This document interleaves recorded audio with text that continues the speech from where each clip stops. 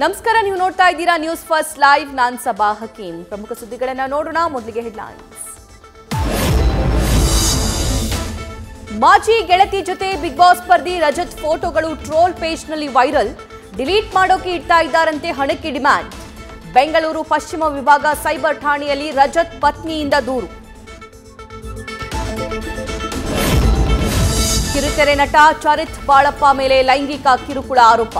ಸಂತ್ರಸ್ತೆ ತಂಗಿ ಮದುವೆಗೆ ಹಣ ಸಹಾಯ ಮಾಡಿದ್ದೆ, ಹಣ ವಾಪಸ್ ಕೇಳಿದ್ದಕ್ಕೆ ಗಲಾಟೆ. ನನ್ನ ಮೇಲಿನ ಆರೋಪಗಳೆಲ್ಲವೂ ಸುಳ್ಳವು.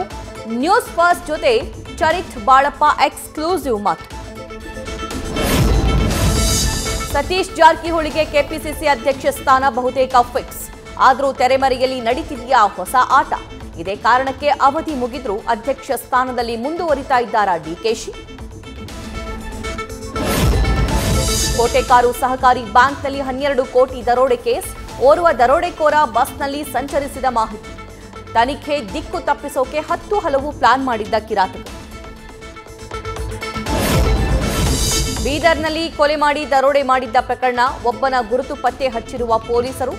ತಲೆಮರೆಸಿಕೊಂಡವನ ಸುಳಿವು ಸಿಕ್ಕಿದ್ದು ಇವತ್ತು ಬಂಧಿಸುವ ಸಾಧ್ಯತೆ.